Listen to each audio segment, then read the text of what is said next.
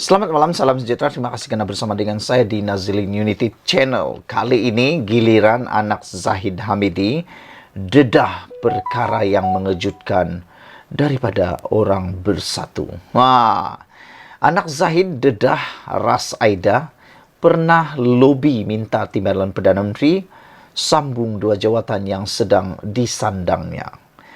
Saudara-saudara sekalian, Exco Pemuda Wanita UMNO Datuk Nurul Hidayah Ahmad Zahid mendakwa bekas senator Datuk Ras Aida Razzi pernah meminta bantuannya untuk menyambung kontrak sebagai senator di Dewan Negara dan pengerusi Pertubuhan Berita Nasional Malaysia bernama. Nurul Hidayah mendakwa Ras Aida meminta beliau berbisik kepada bapanya yang juga timbalan Perdana Menteri Datuk Seri Dr. Ahmad Zahid Hamidi mengenai perkara tersebut. Saudara, sehubungan itu beliau berharap keputusan Ras Aida menyertai Parti Bersatu Malaysia Pribumi Bersatu Malaysia bukan disebabkan dua jawatan tersebut tidak disambung oleh kerajaan. Saya bersikap terbuka dan berlapang dada.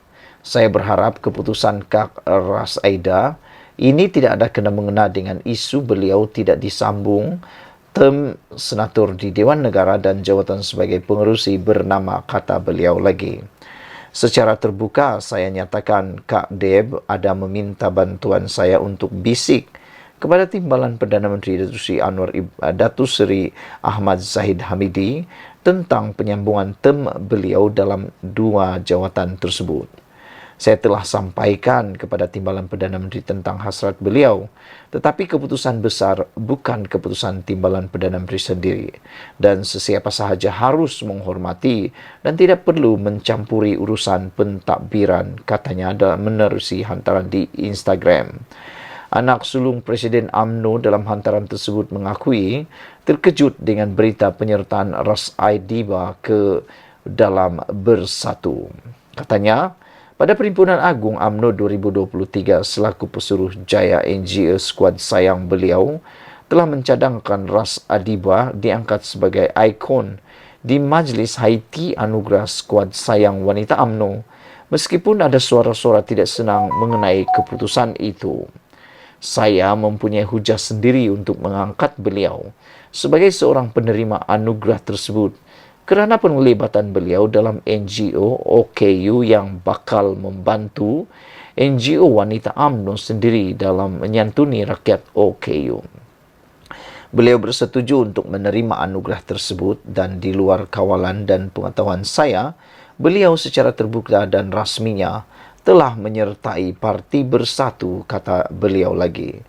Nurul Hidayah bagaimanapun mengucapkan selamat maju jaya kepada bekas wartawan dan penyampai televisyen tersebut dalam parti baharu yang disertainya. Ras Aida Razzi mengangkat sumpah sebagai senator pada 20 Mei 2020 dan dilantik sebagai pengerusi bernama pada 24 November tahun 2020. Saudara-saudara sekalian, kita sebagai rakyat Malaysia, sebagai netizen, kadang-kadang kita pun rasa terkilan dengan permainan politik yang ada sekarang ini. Yang mana apabila sesuatu yang diharapkan tidak dapat diperoleh, maka pergilah ke kolam yang lain. Tujuannya bukan apa? Untuk mendapatkan sesuatu yang boleh menguntungkan seseorang. Kalau itulah tujuannya berpolitik, itulah yang akan merugikan rakyat. Ikuti terus ulasan selepas ini. Selamat malam, salam sejahtera. Terima kasih kerana bersama dengan saya di Nazilin Unity Channel. Satu lagi kejutan, tangkapan paling mengejutkan dibuat oleh SPRM hari ini. Saban hari kita dikejutkan dengan tangkapan demi tangkapan, tahanan demi tahanan oleh SPRM. Ketika Anwar Ibrahim menjadi Perdana Menteri, begitu banyak tangkapan membabitkan jerung-jerung besar, membabitkan orang-orang besar, orang-orang politik, bahkan perkara yang kita tidak langsung jangkakan pun tiba-tiba berlaku. Kali ini lebih tak dapat kita jangkakan. Apabila SPRM mengesahkan telah pun menahan seorang bekas pegawai mantan menteri yang meminta sogokan untuk lulus taraf warga negara. Ini satu perkara yang pada pendapat saya menyebabkan kedaulatan negara kita tergugat. Karena ini melibatkan taraf warga negara. Kalau semua pegawai jadi begini, bayangkan berapa orang boleh dapat kewarganegaraan dengan hanya menyogok. Dengan ini, satu tindakan yang sangat tepat apabila SPRM membuat siasatan dan menahan bekas pegawai mantan menteri ini yang mana minta sogokan lulus taraf warga negara. SPRM, Suruhanjaya Pencegahan Rasuah Malaysia, menahan seorang bekas pegawai khas kepada mantan menteri selepas disyaki meminta wang rasuah kira-kira RM25,000 daripada seorang individu sebagai dorongan mendapatkan surat kelulusan permohonan taraf kewarganegaraan. Yang menjadi tanda tanya saya ialah nilai 25,000 itu dibanding dengan kedaulatan negara kita, mana yang lebih besar? Pada pendapat saya, RM25,000 itu adalah sangat kecil dibandingkan dengan nilai kewarganegaraan, nilai kedaulatan Malaysia kita. Sumber SPRM hari ini memaklumkan lelaki yang juga penjawat awam berumur 40-an itu ditahan kira-kira 5 petang semalam di Ibu Pejabat SPRM Putrajaya ketika hadir memberi keterangan. Menurut sumber, siasatan awal mendapati lelaki yang merupakan bekas pegawai khas seorang menteri pada 2019 itu didakwa telah meminta wang rasuah daripada seorang lelaki tempatan yang membuat permohonan taraf kewarganegaraan untuk anak kandungnya. Saudara-saudara sekalian, apabila ini kita cakap bermula pada tahun 2019, yang mana didakwa ini berlakukannya pada tahun 2019, kita dapat meneka siapakah pegawai menteri ini atau menteri yang bertugas tahun 2019. Saudara-saudara, pada Jun lepas, suspek telah menghubungi individu terlibat yang memohon taraf kewarganegaraan bagi anaknya sejak 2015 yang memaklumkan bahawa surat kelulusan permohonan itu telah ada padanya dan meminta individu terbabit membayar wang berjumlah RM25,000 sebelum menyerahkan surat tersebut, kata sumber itu.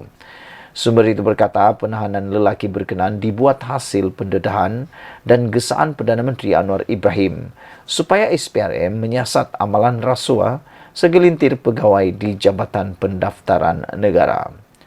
Susulan penahanan itu, Magistrat Irza Zulaika Rohanuddin telah membenarkan lelaki terbabit direman 3 hari bermula hari ini hingga 14 Julai setelah pihak SPRM mengemukakan permohonan reman di Mahkamah Magistrat Putrajaya pagi tadi. Sementara itu, pengarah bahagian peristikan SPRM Azmi Kamarul Zaman ketika dihubungi mengesahkan penahanan lelaki berkenan bagi membantu siasatan mengikut Section 16A dalam kurungan E Akta SPRM 2009. Saudara-saudara, gara-gara gesaan dan hasil pendedahan yang dibuat oleh Datuk Seri Anwar Ibrahim, Perdana Menteri kita sekarang, SPRM akhirnya menangkap orang atau menahan orang yang didakwa meminta wang rasuah kira-kira 25,000 ini untuk hanya semata-mata untuk lulus taraf warga negara. Apa pendapat kamu semua? Kita ucapkan tahniah kepada SPRM. Ikuti terus ulasan selepas ini. Selamat malam, salam sejahtera. Terima kasih karena bersama dengan saya di Nazilin Unity Channel. Ini satu lagi pendedahan yang kita tak pernah tahu tentang Tun Mahathir Mohamad. Saudara-saudara sekalian, menurut seorang pakar ekonomi, penswastaan kroni warisan ekonomi Mahathir itu yang dinyatakan oleh Jomo. Saudara-saudara sekalian, Anda mungkin terkejut dengan pendedahan yang disampaikan kali ini apabila ia melibatkan kroni.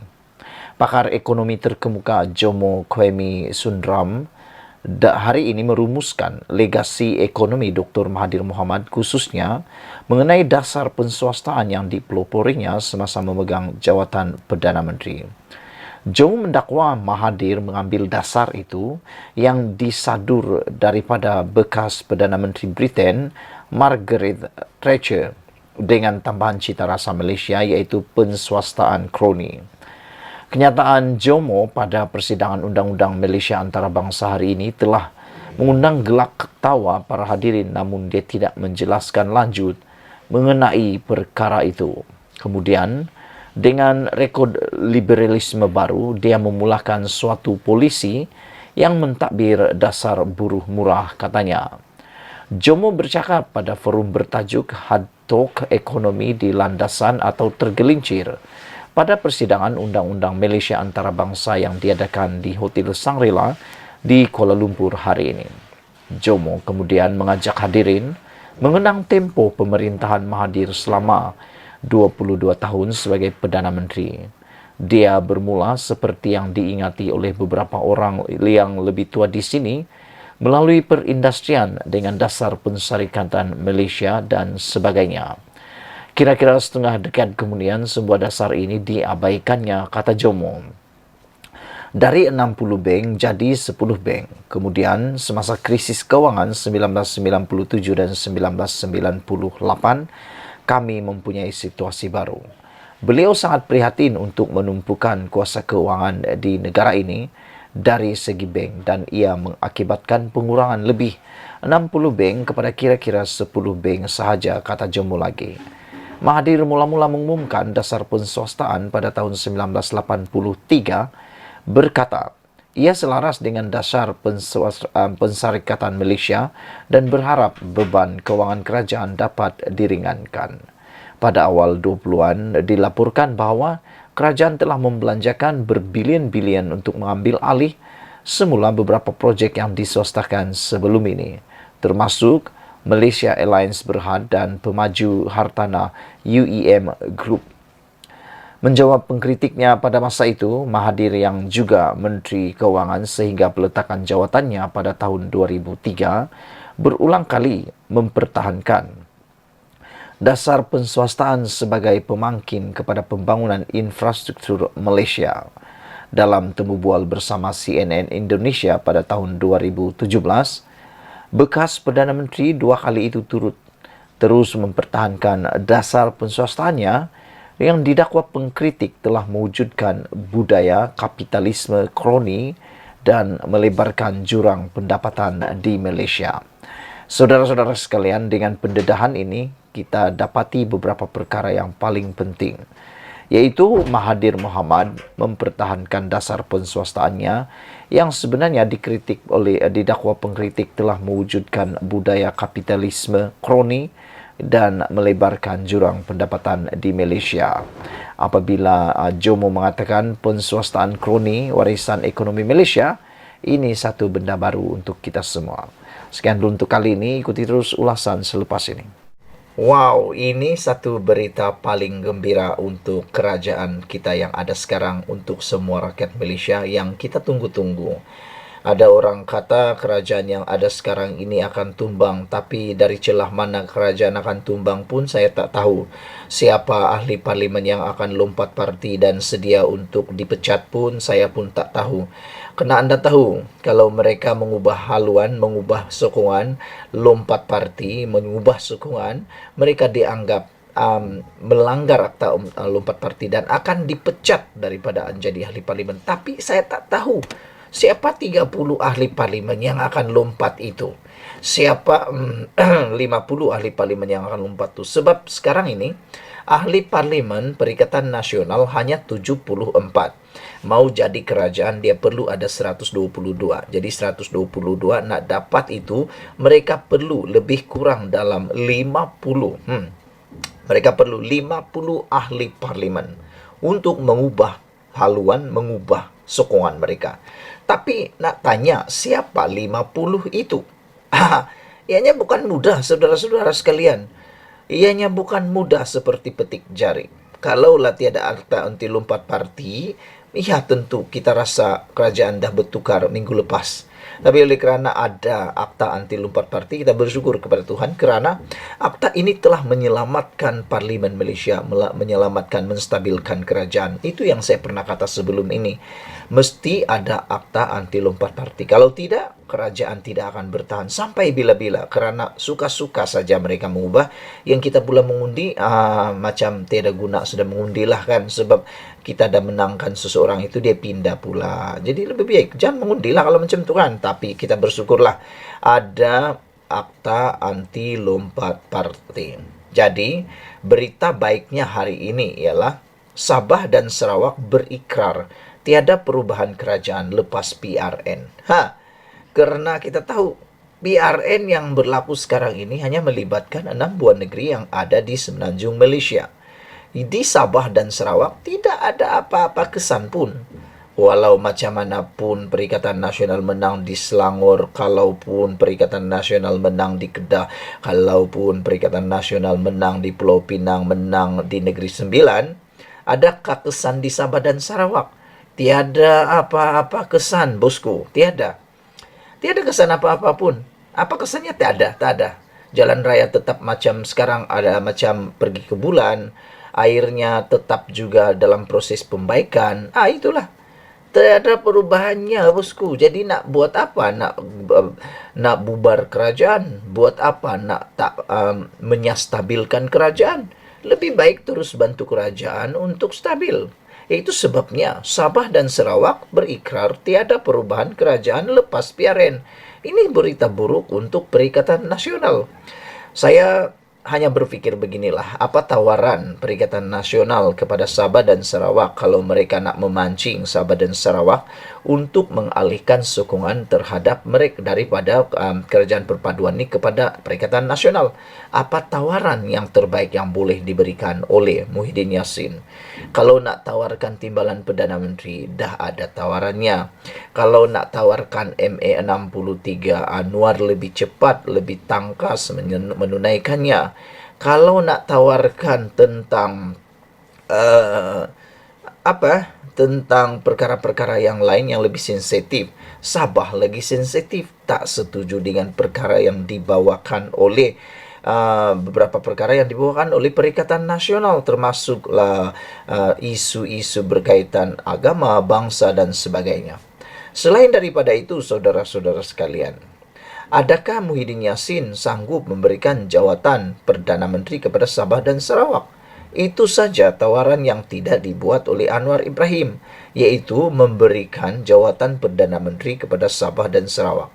Selain daripada itu, hanya mungkin kalau Muhyiddin sanggup memberikan lebih daripada 80% hasil di Sabah menjadi milik negeri Sabah, mungkin itu saja tawaran yang terbaik yang boleh diberi oleh Muhyiddin. Selain daripada itu, tiada bezanya. Itu sebabnya Sabah Sarawak tetap berikrar menyokong Anwar Ibrahim. Seorang pemimpin kanan UMNO memberitahu parti dari Sabah dan Sarawak yang menyertai kerajaan sekarang sudah memberi jaminan tiada perubahan akan berlaku selepas PRN berlangsung. Menurut anggota Majlis Kerja Tertinggi UMNO Razlan Rafi, komitmen tersebut dinyatakan sendiri dua pemimpin utama parti yang berkaitan, yaitu Premier Sarawak dan juga Ketua Menteri Sabah. Katanya, kedua-dua pemimpin terbabit memberikan komitmen untuk mempertahankan kerajaan perpaduan. Semalam telah diputuskan tema PRN kali ini ialah perpaduan demi kestabilan dan kemakmuran.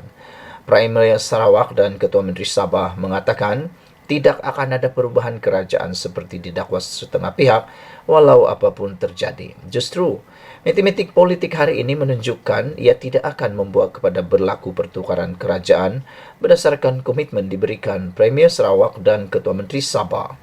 Sebelum ini, dalam kempennya menjelang PRN pada 12 Ogos nanti, Perikatan Nasional dilihat membawa naratif bahawa akan ada pertukaran kerajaan jika PHBN berjaya ditewaskan di Selangor, Pulau Pinang dan Negeri Sembilan. Malah, beberapa pemimpin pembangkang seperti pengerusi Perikatan Nasional Sarawak Azmin Ali memberitahu penyokong mereka selepas kerajaan pimpinan Perdana Menteri Anwar Ibrahim akan jatuh selepas PRN nanti.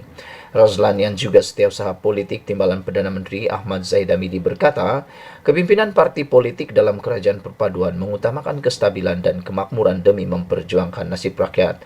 Katanya mereka tidak lagi mahu melihat rakyat terkesan akibat permainan politik sesena pihak yang ingin kembali ke Putrajaya. Jadi saya nasihatkan pemimpin PN, berhentilah membohongi rakyat kononnya akan ada perubahan kerajaan selepas PRN nanti. Kita mahu mewujudkan perpaduan ke semua ahli politik Parlimen untuk mendapatkan kestabilan dari sudut ekonomi dan masa depan rakyat, katanya lagi. Sejak 2018, parti-parti dari Sabah dan Sarawak selalu menjadi perhatian ramai apabila isu pertukaran kerajaan dibangkitkan. Hal ini kerana berdasarkan keadaan semasa, penyertaan dari kedua-dua negeri berkenan memberi pengaruh besar kepada kedudukan sebuah parlimen atau parti di parlimen. Sekian dulu untuk kali ini. Jangan lupa tinggalkan komen Anda, tekan butang subscribe. Kita jumpa lagi. Bye-bye.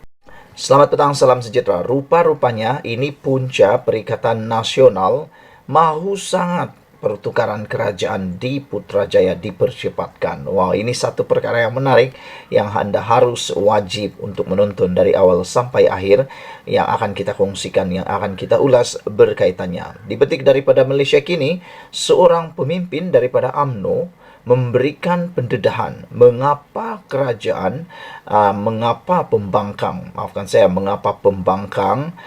mahu kerajaan yang sekarang ditukar dengan segera. Rupa-rupanya menurut seorang pemimpin UMNO, beliau mengatakan bahawa tak tahan jadi pembangkang punca Perikatan Nasional jajah isu pertukaran kerajaan, kata pemimpin UMNO iaitu Razlan Rafi. Sebelum kita teruskan ulasan ini, apa pendapat kamu dengan ulasan ataupun dengan pendapat Razlan Rafi ini? Iaitu punca utama pembangkang punca Perikatan Nasional mahu jajah isu pertukaran kerajaan, seperti yang dikatakan oleh Muhyiddin Yassin kemarin bahawa akan ada pertukaran tak lama lagi dan sebagainya. Mereka jajah perkara itu. Adakah anda setuju apa yang dikatakan oleh Razlan Rafi bahawa mereka tak tahan jadi pembangkang? Yalah kan, dalam pembangkang ni banyak masalah. Uang tak cukup, kuasa tak ada, nak cakap semua benda tak boleh. Macam itulah. Adakah ini yang menjadi puncanya Perikatan Nasional mahu sangat kerajaan bertukar? Bukan kerana nak semata-mata nak membangun Malaysia, bukan semata-mata mahu membantu rakyat, tetapi mungkin juga tak tahan jadi pembangkang. Saudara-saudara sekalian, kita tahu Perikatan Nasional tak pernah jadi pembangkang lama.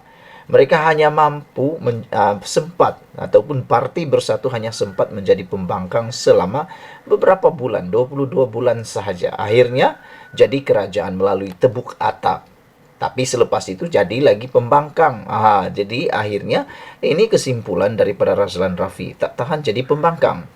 Berbanding dengan Datuk Seri Anwar Ibrahim sebagai ketua pembangkang sekarang, anda tahu kerajaan Pakatan Harapan yang ada sekarang ini ialah kerajaan yang telah pun berpuluh tahun menjadi pembangkang. Itu yang namanya meniti jalan berliku untuk mendapat kuasa, itu akan lebih dihargai.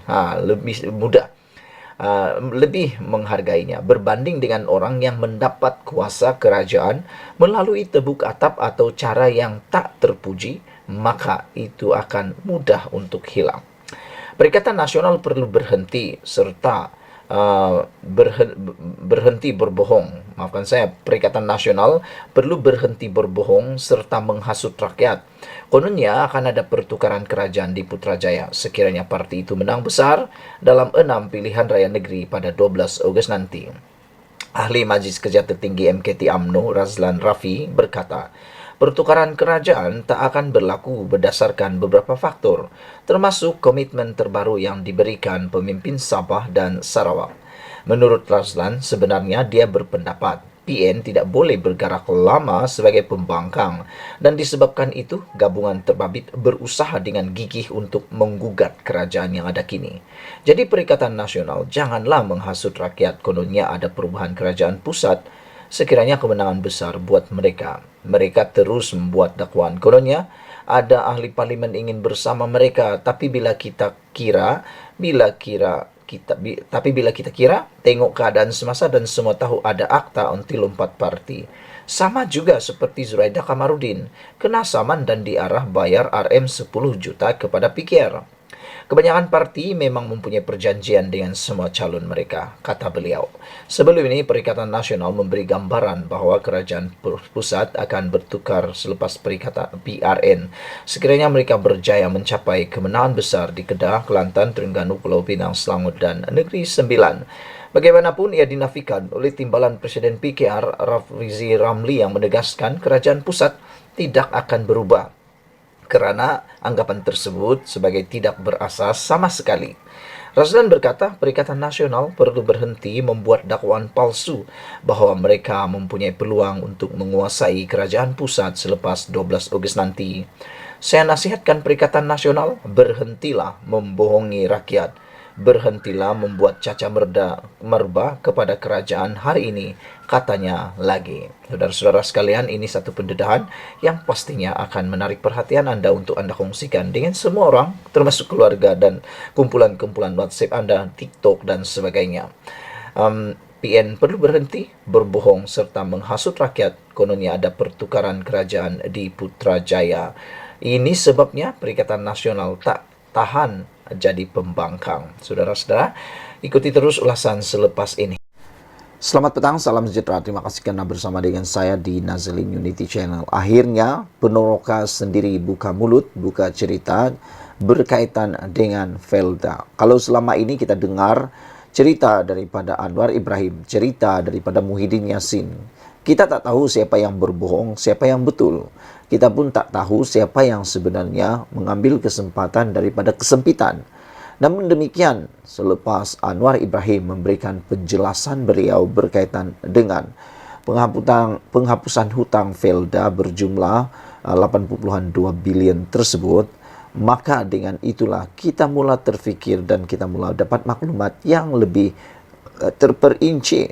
Namun Muhyiddin pula cuba mempertahankan diri beliau.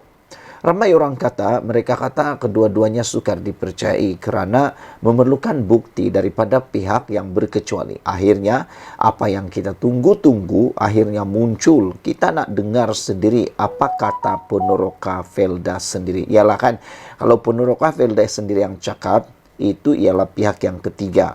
Jadi apa kata Penoroka Felda? Jom saya sampaikan kepada anda. Penoroka Felda akhirnya dedah perkara sebenar isu hutang Felda yang ramai tak tahu. Anda beruntung, Anda share video ini supaya semua orang tahu bahawa inilah perkara sebenar yang berlaku. Sebagai Ketua Penoroka Felda Kebangsaan Felda, saya tampil untuk menceritakan perkara yang sebenarnya mengenai isu hutang Felda, kata Ketua Penoroka Kebangsaan Felda ini. Ketua Penoroka Kebangsaan Felda memberitahu penghapusan hutang-hutang penoroka adalah perjuangan wakil-wakil penoroka di bawah jawatan kuasa perunding penoroka JKPP, yang mana saya sebagai Ketua Penoroka Kebangsaan terlibat secara langsung, kata beliau. Kami melihat 15 tahun Felda tidak mengeluarkan penyata hutang kepada penoroka. Banyak rungutan dari penoroka, ada hutang yang tak wajar. Saya bagi salah satu contoh, sepatutnya, kata beliau, sepatutnya membaca setahun 5 kali, tapi Felda buat 2 kali. Cas hutang penoroka 5 kali. Ini salah satu sebab penoroka ragu dan tidak puas hati, sebab banyak sebab-sebab lain lagi. Selaku Ketua Penoroka Kebangsaan Felda, saya telah berbincang perkara ini bersama pengerusi Felda Tan Sri Idris Jusoh di masa itu. Jalan penyelesaiannya, Felda kena hapuskan hutang-hutang penoroka sehingga 2019. Perkara ini dipersetujui bersama oleh Felda dan penoroka. Felda telah merangka kaedah pemotongan ini. Apabila pemansuhan ini berlaku, Felda telah berjumpa kerajaan di masa itu, yaitu yang mana Tan Sri Muhyiddin Yassin selaku Perdana Menteri. Apabila pemansuhan itu berlaku, Felda telah hilang punca pendapatan. Bagaimana nak bayar hutang-hutang bank dan KWSP serta lain-lain? Kerajaan di masa itu telah bersetuju untuk mengeluarkan sukuk RM9.9 bilion dengan jaminan kerajaan. Dengan mendapat jaminan kerajaan itu, bank-bank telah mengeluarkan pinjaman kewangan untuk disalurkan kepada Felda. Saya sendiri bersama Tan Sri Idris Juso, Presiden MBFM, Presiden KEF dan Wakil dari Pengurusan Felda berjumpa Tan Sri Muhyiddin Yassin di Pejabat Perdana Menteri di Parlimen. Setelah diberi penerangan mengenai sukuk ini, kami berpuas hati dan mengucapkan ribuan jutaan terima kasih kepada Yang Amat Berhormat Perdana Menteri pada waktu itu, yaitu Muhyiddin Yassin. Semasa dalam penerangan, Yang Amat Berhormat Perdana Menteri berkali-kali bercakap, ingat, ini bukan percuma, kena bayar balik. Sehinggalah semasa bersalam hendak pulang pun, Perdana Menteri masih mengulangi ayat, ingat, ini kena bayar balik. Setelah diberi penerangan mengenai sukuk ini, kami berpuas hati dan mengucapkan jutaan ribuan terima kasih, kata beliau. Setelah kewangan dapat dari bank-bank, Felda telah membayar segala hutang-hutangnya, termasuk untuk Felda memberi saham-saham FGV, yang mana sekarang Felda menguasai sebanyak 82%. Sama ada kerajaan sudah memeterai perjanjian dengan Felda, bagaimana sukuk ini harus dibayar itu kita tidak dimaklumkan, dan sehingga habis tahun 2022 masih ibarat menunggu buah yang tak gugur. Apabila kerajaan perpaduan mengambil alih tampuk pemerintahan negara yang diketuai oleh Yang Amat Berhormat Datuk Seri Anwar Ibrahim sebagai Perdana Menteri, beliau telah menyemak perkara ini bersama Kementerian Kewangan. Pada hujung bulan Jun 2023, Perdana Menteri Anwar Ibrahim telah menandatangani satu jaminan dari kerajaan untuk merealisasikan dari perjanjian terdahulu, yang mana kerajaan bersetuju untuk membantu Felda sebanyak RM1 bilion setahun untuk membayar pokok pinjaman Felda melalui sukuk RM9.9 bilion. Apabila ini berlaku, Felda menarik nafas lega. Felda hanya perlu mendapatkan lain-lain sumber pendapatan yang salah satunya dari FGV LLA, kilang dan sebagainya yang mendapat pendapatan RM1 bilion lebih. Dengan pendapatan ini, Felda boleh membayar gaji kaki tangan, faedah bank, pendahuluan tanam semula peneroka, pendahuluan baja, sara hidup dan lain aktiviti yang membabitkan kebajikan peneroka. Mungkin dalam masa 8 tahun, Felda boleh berjalan seperti biasa dan kembali ke landasan asal penubuhannya. Semasa majlis sambutan Hari Peneroka Felda pada 7 hari bulan Julai yang lepas, Perdana Menteri telah pun meluluskan beberapa peruntukan untuk kesejahteraan peneroka dan Felda. Bantuan kerajaan RM1 bilion setahun untuk membayar hutang sukuk kepada bank pokok sahaja. Ia meringankan beban Felda dan Felda akan menggunakan pendapatan-pendapatan lain untuk kos seperti kos operasi Felda termasuk kebajikan peneroka. Perdana Menteri telah meluluskan peruntukan tambahan untuk menyediakan pemasangan lampu-lampu jalan di kesemua kawasan rancangan Felda yang membabitkan 37.012 lampu jalan dengan bayaran-bayaran bil bulanannya ditanggung oleh kerajaan melalui kementerian terbabit. Saudara-saudara sekalian, apa yang amat menarik sekali ialah apabila Ketua Peneroka Kebangsaan Felda ini melihat ini adalah satu kesungguhan kerajaan perpaduan dan madani untuk membantu Felda dan peneroka. Saya menyambut baik atas usaha ini dan mendoakan semoga Allah permudahkan segalanya, kata beliau. Memetik kata-kata pengerusi Felda yang baru, Datuk Seri Ahmad Sabri Cek, kita ini ibarat 3 tiang tunku yang berdiri tegak, teguh dan menerima kawah besar yang berada di atas kita. 3 tiang itu peneroka, Felda dan kerajaan. Jika salah satu tiang patah, rebahlah kawah di bumi, kata beliau. Peneroka, Felda dan kerajaan berpisah tiada. Kalau Felda tidak bernafas, peneroka tidak bernafas, tak kiralah kerajaan manapun. Felda adalah lubuk tamadun Melayu, sewajibnya dibantu bila berlaku kesusahan. Saya menyeru kepada semua peneroka dan warganya terus memandang ke hadapan untuk terus kita maju dan berjaya dalam keberkatan, kata beliau. Penulis adalah Ketua Peneroka Kebangsaan Felda. Sekian dulu untuk kali ini, share video ini, baru kita tahu rupa-rupanya ini yang berlaku. Bye-bye. Selamat petang, salam sejahtera. Terima kasih kerana bersama dengan saya di Nazilin Unity Channel. Petang ini, satu pendedahan di mahkamah melibatkan Muhyiddin Yassin benar-benar mengejutkan kita. Ini tentang 4 pertuduhan salah guna kuasa Muhyiddin